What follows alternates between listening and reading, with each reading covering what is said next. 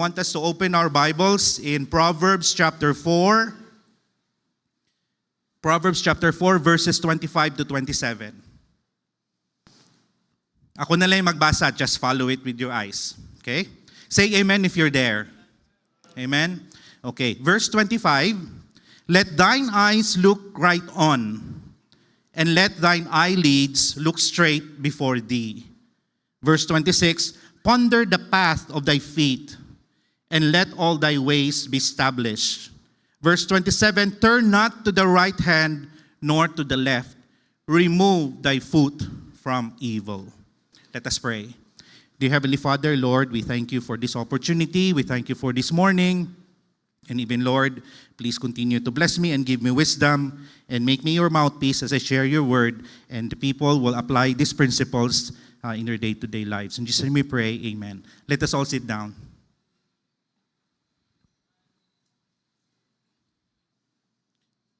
This proverb is written by King Solomon long before cars are even invented.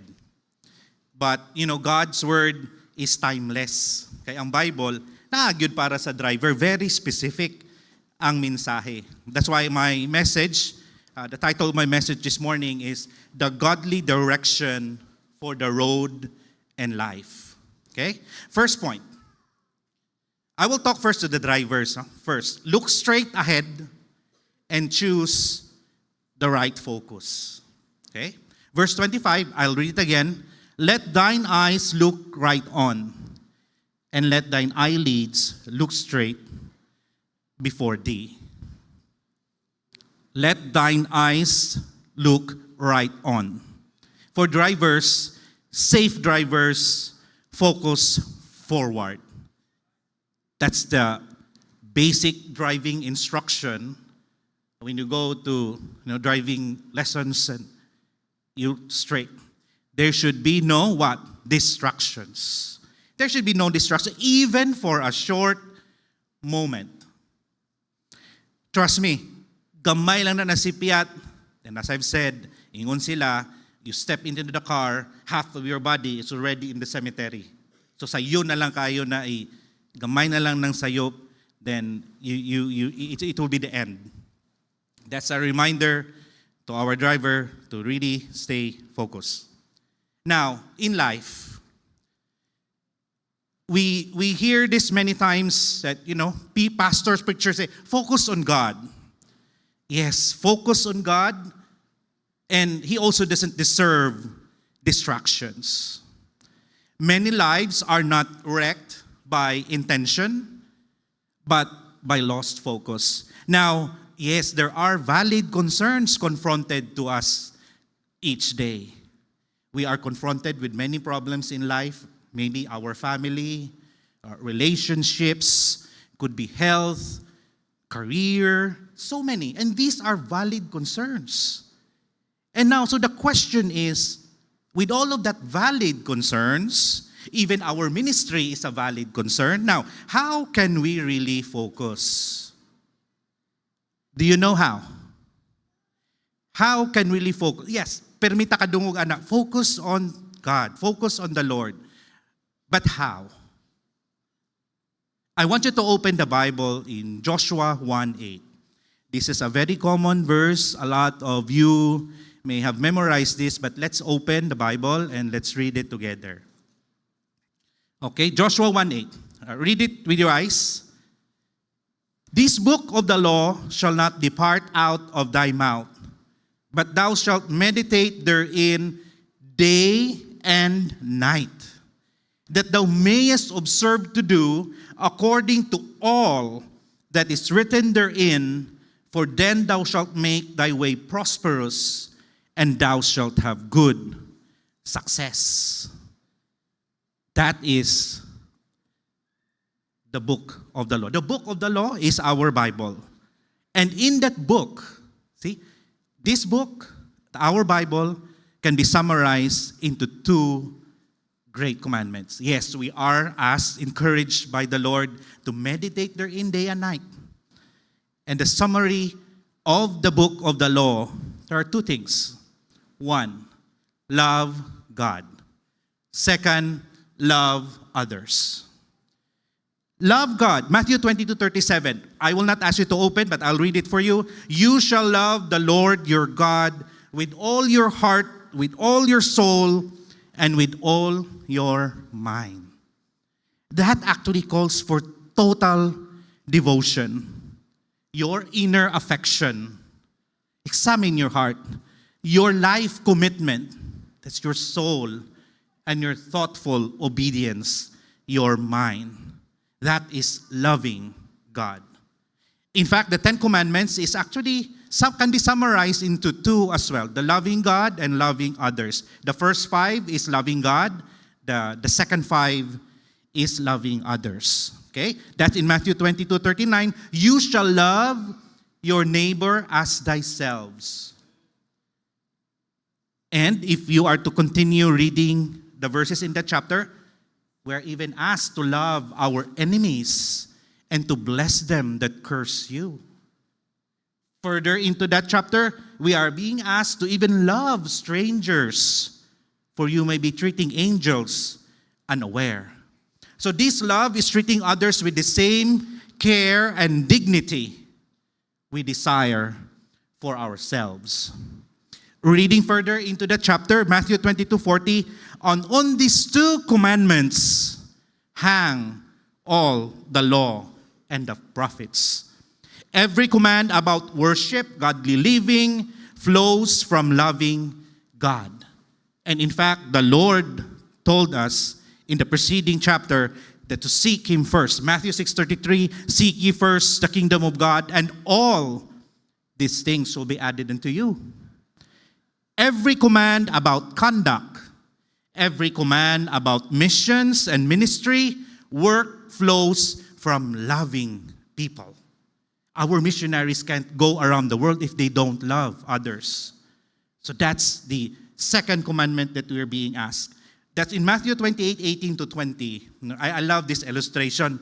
Usually mga nanay, pag mulakaw, daghan gina siya tugon sa mga nabili, no? Sa usahay kita mabilin mga anak. Daghay tugon, limpuhi mong kwarto. Pag before alas 11, inday, maglungag daan. Daghay tugon si nanay. Even business people here, pag mulakaw, daghan kaayo'y tugon. Right? I mean, many of you can relate about, ay kalimti ang collection, ayo kalimti na naatay, bayro nun, ani. So, there are a lot of tugons. And usually tugons are important things. And unsay tugon sa Ginoo before siya ni saka sa langit. Ang iyang katapusang tugon, that's where in Matthew 28:18-20, please open your Bible, Matthew 28:18-20. Matthew 28, verse 18-20. And Jesus came and spake unto them, saying, all power is given unto me in heaven and in earth. Go ye therefore and teach all nations, baptizing them in the name of the Father and the Son and the Holy Ghost, teaching them to observe all things whatsoever I have commanded you. And lo, I am with you always, even unto the ends of the world. Earlier, Pastor Ray mentioned that we have to pray for our drivers as well, that they will also be equipped to be able to share also the gospel of the Lord Jesus Christ sa ilang mga pasahero, sa kasa sila mulakaw every day.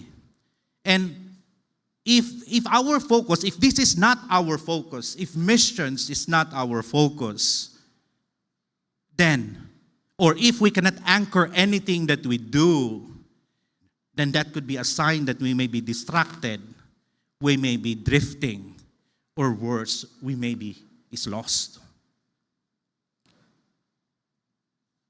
So that is about looking straight ahead, choosing the right focus.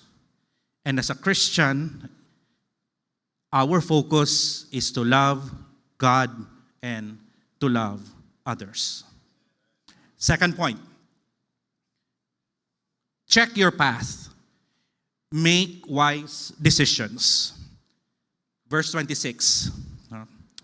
Verse 26 in our main text, ponder the path of thy feet and let all thy ways established.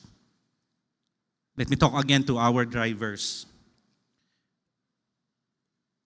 Unsa may una usually ginabuhat sa mga good drivers. Good drivers. You just don't start your engine and go. Good drivers check their vehicles. Drivers, inyo ba nang gitaranaw inyong mga sakyanan, inyong mga truck? External visual checks. That's what we do in our shop as well. That's the first thing that we will do pag naay mo sulod. So we look at the tires, look at your mirrors, look at your early warning devices, and then tanawa imong ruta for the day, safe ba didto? Tanawa ang condition sa palibot. Of course, di ta magsalig. I know there are safety officers, there are insurance coverage, but that is not a license for the drivers to just be reckless. Because nothing beats a really prepared and equipped, and nothing beats a defensive driver. So preparation always prevents tragedy. Amen? That's a reminder for our driver this morning. Let me talk also to the drivers in life. As a Christian, careful steps lead to stable lives. A responsible Christian prepares spiritually. You know that it's a battle. We know that we are in a battle. Pag mata sa iyo sa buntag, what is the first thing that you are doing? Cellphone. Ay, how many likes? Ay, how many likes overnight? Gano man eh? Are you guilty? The first thing that we need to do, checking our path, making wise decision, salig tas Ginoo, Hebrews 12:2, looking unto Jesus, the author and the finisher of our faith. That's not the end. Remember, it's a battle. We are God's army. And unsa may gina-prepare sa army? Then we need to put on the whole armor of God, described in Ephesians 6, verses 10 to 11. Okay. Don't worry, wala sa slides, but the summary of Ephesians 6:10 and the armor of God is the belt of truth. There are at least 7 armors that we can prepare as we go on our day and drive our life. The belt of truth. I had a sweet fellowship with Pastor Ray gahapon, and one of his guidance or coaching to me is, ingon siya, Brad, bisag unsang negosyo ha, Brad, you need people or even yourself that honesty and integrity in everything that we do. And that applies to anything, just anything, any endeavor in our life. That is the belt of truth. We have to wear the breastplate of righteousness, protecting our heart from sin through faith in Jesus Christ. Shoes of the gospel, readiness to share the message of peace and stand firm in faith. Now question, are you ready to share the word of God any time of the day? Usay mauwaw ta, but worse, ganahan ta ka mo share, ang Holy Spirit nag-push sa imo, pero di pud ka kaantigo. So that's even a more sorry situation na di inuon po ka kaantigo. Di ka kaantigo mo pabuto sa imong armas na we are God's army. So we better be equipped, studying the Word, and really be prepared for that opportunity to be able to share the gospel to anyone na imong masugatan sa imong pagdrive sa kinabuhi. Shield of faith, defense against fiery darts of the enemy. Yes, it's a war. We have an enemy, spiritual enemy. We doubt, we fear, we face temptations. And that's why we need to continue to look on to Jesus. Helmet of salvation, that's guarding our mind. Do not feed our mind just any, I don't like that word, but any trash. Sword of the Spirit, the Word of God as weapon against deception and evil. But lastly, prayer. Prayer is essential for spiritual strength and connection with God. Ang kakuanan ni usahay no, kung dugay na ta sa atong spiritual life, murag pamati nato na we don't need prayer. Kay murag pirmi man ta magpray pag mukaon, pag nasimbahan, pirmi ga pray. But actually, prayer is about connection with God. Kabaw man ang Ginoo, before pa ta nag-ampo, He knows what we're going to ask. But He still asks us to pray because He wants connection. Amen. To look at Him and connect with Him. Third point. Stay in your lane. Okay, drivers, stay in your lane, avoid sinful detours. Verse 27. Turn not to the right hand nor to the left. Remove thy foot from evil. Okay, to the drivers, right?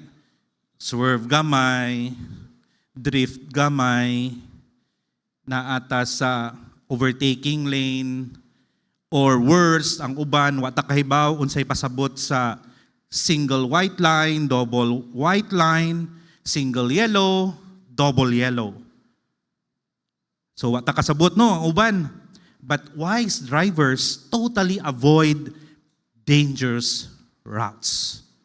You know, akong driver, pag dahil mga agianan na wao katuod gani, but it's because dili traffic, walay obstruction, and makaagi. So that's a wisdom na gihatag sa mga drivers. But then again, a reminder, don't swerve, don't drift. And similarly in life, we should also not swerve and not drift. Because why? Sinning is very serious because God is holy. Amen. John 3:16, for God so loved the world that He gave His only begotten Son. It took His begotten Son, only begotten Son, to shed His blood to redeem us.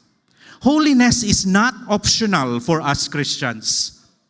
It is God's nature and His expectation. Open your Bibles in 1 Peter chapter 1, 15 to 16, please.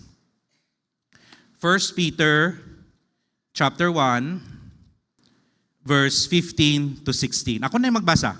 Verse 15, But as He which hath called you is holy, so be ye holy in all manner of conversation.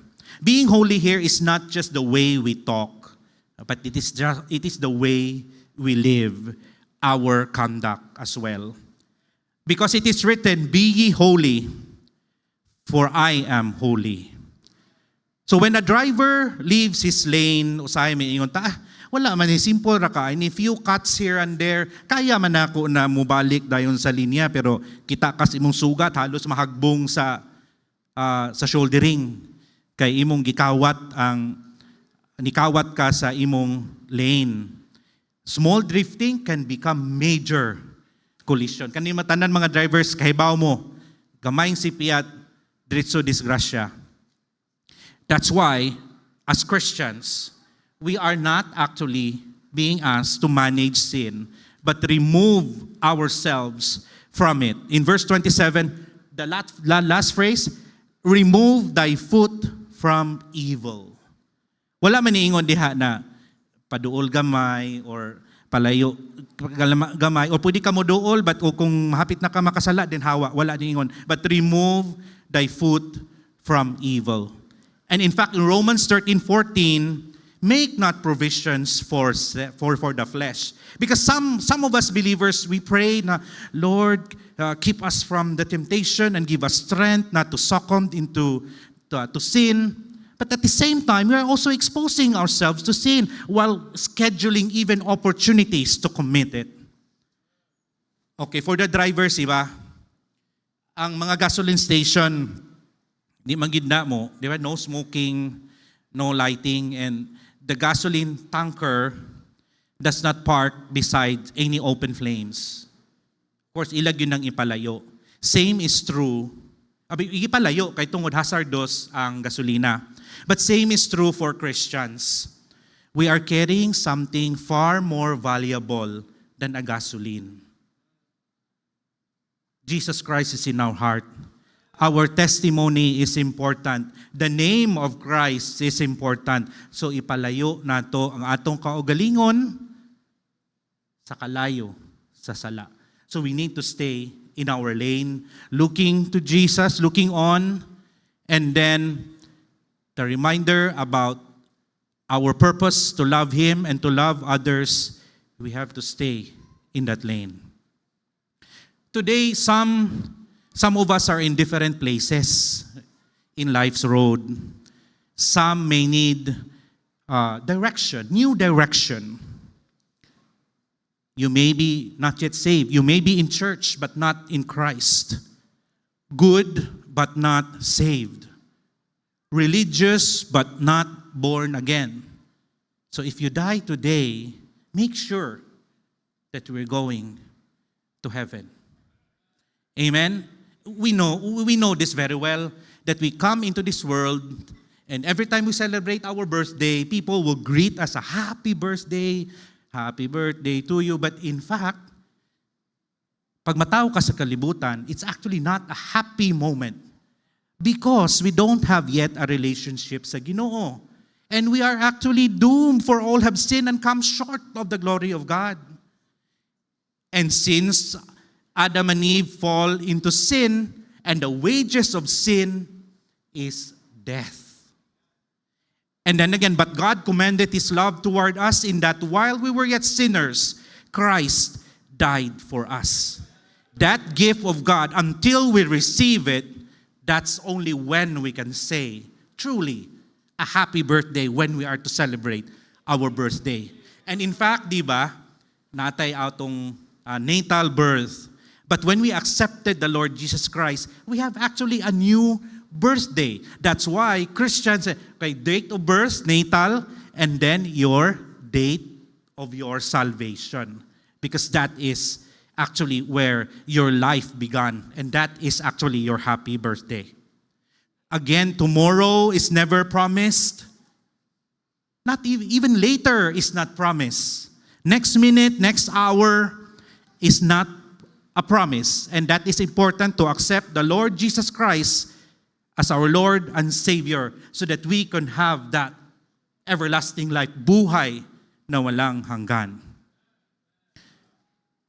For the Christians, some may need correction. We may need repentance. Yes, you are saved, but you may be drifting and lukewarm. Nagkadugay sa Christian life, murag magkalaay kuno. Magkadugay, kabaw naman ko anak tanan oy. Adto ra ko gawas, adto ko amigo, magstorya ra mi dito. Kay bawo naman ko ana unsay isulti ni pastor, unsay i-preach. But actually God is calling us back to renew our commitment and rejoin the service. Some need strength to keep going. So sa matong mga drivers, no, kabaw ko kapoy, daghan kay tag mga dala, ihatod, kwaon, ihatod, balik dayon, long road. Similarly to the drivers in life, siguro daghan po kaayo tay mga challenges, the ups and downs, but know that actually God sees all of us. And the safest place in life is when we are on our lane. Amen? So it is when we're in the center of God's will. Amen? Let us pray. Dear Heavenly Father, Lord, thank you once again for this morning that I will be able to bring your word. Salamat, O Lord, ikaw ang magtanom sa imong pulong sa bawat kasing-kasing o ikaw po ang mag-guide, mag-bless sa imong will sa masag-usa sa amo. Lord, we commit to you the rest of the service. In this name we pray. Amen. Thank you, Brother Servant. I ask everybody to please stand up and bow your head and close your eyes. We will do this invitation while the piano will be very softly. Para sa among mga bisita karon, bisag dili ka drivers or you're a drivers para amo kang bisita, Kung wala ka makasiguro sa imong kaluwasan, ayaw pagbiya ning balay tigumanan nga di nimo madawat si Jesus Christ nga imong maluluwas. Ang atong speaker yang gi-mention, ang maayo nga driver, i-check niya una ang iyang sakyanan sa di pa siya mudagan. I will tell you this, ang maayo nga tao, iyang hunahunaon, i-check niya sige ang iyang kaugalingon na kung mamatay siya, kasiguro ba siya ahapadulong ang iyang kalag.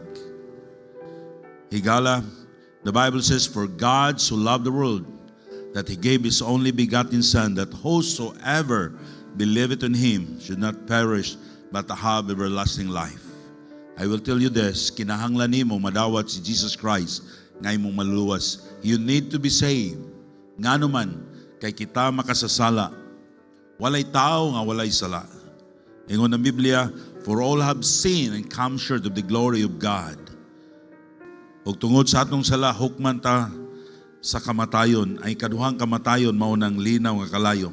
I will tell you this, kung mamatay ka nga wala kay Kristo sa imong kasing-kasing, hindi kamatay nimo, ang imong kalag itambog sa linaw nga kalayo, because you are a sinner. And when God loves you so much, iyang gihatag ang iyang bugtungan na karon ang tanan nga mosalig kaniya dili malaglag kundi dili makabaton sa kinabuhing dayon.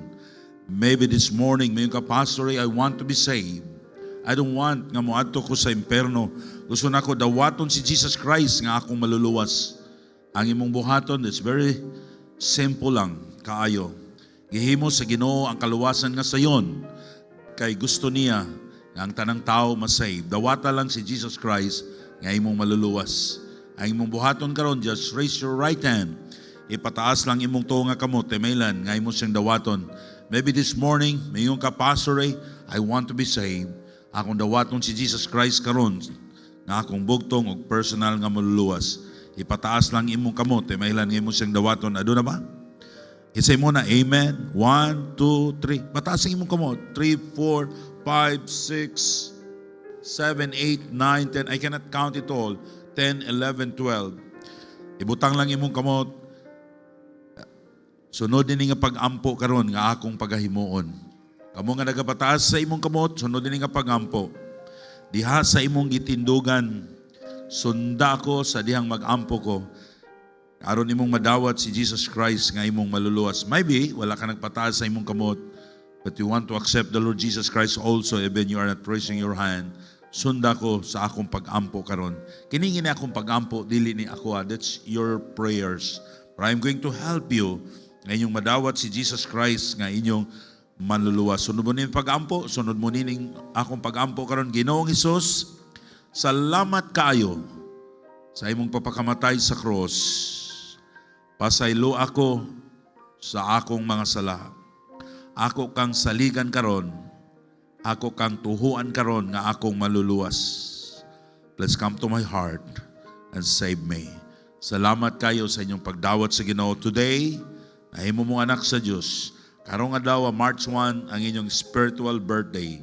Hinumdumi kining adlaw, karon nimo gidawat si Jesus Christ ug ang imong ngalan gisulat dito sa libro sa kinabuhi. Ug mahitabo ang panahon. Kuhaon sa Ginoo ang imong hinulaman nga kinabuhi. Dili ka hukman na sa silot sa imong sala. Kay ikaw gipasaylo na sa Ginoo. Para sa mga Kristohanon, I'm going to extend this invitation para sa mga Kristohanon. The message is godly direction. How about you? Nagsubay ba ta sa maayong dalan? Imo bang gisubay ang nindo nga maayo nga dalan? Stay in your lane. Nabibi Kristohanon, nanluya ka sa pagalagad sa Ginoo. Ngayon ka, Pastor, I want to serve God. Natingala ko sa kong kagalingan. Maybe you are discouraged serving the Lord. You are doing nothing. Siguro ang imong kakuyog, dili mga Kristohanon. May mong focus, dili ang Ginoo. But God speaking to your heart this morning. You want to be, close to God. Christian, listen to me. Kung wala ka sa kabubuton sa Ginoo, mo nang kinabuhi ang anak ka sa kakuyaw. Dili na mo sangpot sa nindot nga kinabuhi. But God, He wants you to back to Him in the center of His will. If God's speaking to your heart, why you will not come to the altar? Please come. Ani dool sa Ginoo. Young people, adult, just talk to God. You need to stay on the lane. Stay on the will of God. Maybe sometimes you are troubled. We have plenty of distractions sa atong ginabo. Stay focused sa ato sa Ginoo. We need God in our life. Ang Ginoo mo istagiya sa panalangin. Ang atong kinabuhi, we never be satisfied without God. We need God. How about you this morning? Will you come and just talk to God, to the altar? Lord, help me. Lord, bless my family. I don't know, doon na kay burden, doon na kay kabugaton sa imong kasing-kasing. You can come to the Lord. Huwag mo nang mahatag dito sa Ginoo. Our Heavenly Father, Lord, thank you so much sa imong gigamit, Ginoo, sa pagwali sa imong pulong, Brother Sherwin. Lord, I pray that you bless them, O God. Continue to bless them. His businesses, his family. Salamat, Ginoo, doon ang mga businessmen nga imong gitawag, Ginoo, aron na mag-alagad diha kanimo. Lord, I pray nga imo nimo ang kinabuhi nga example sa mga businessman. Tabangi sa Ginoo, tagay sa grasya kanunay nga pagpadayon siya sa pag-alagad diha kanimo. Lord, thank you so much sa mga Kristohano, they came forward. They prayed. Nag-ampo sila. I don't know, Lord, what is in their heart, but Lord, I know. Doon na sila gisulti diya kanimo. Lord, bless them. Lord, answer their prayers. Lord, continue to strengthen them. Na doon na sila right focus. Nga magsubay sila sa saktong adalan in your will, O God. Sometimes, Lord, the words distract us. Daghang mga distraction. Gusto mo overtake in a wrong way of life. But Lord, thank you so much for reminding us. Lord, bless these people. They came forward. They humbled themselves.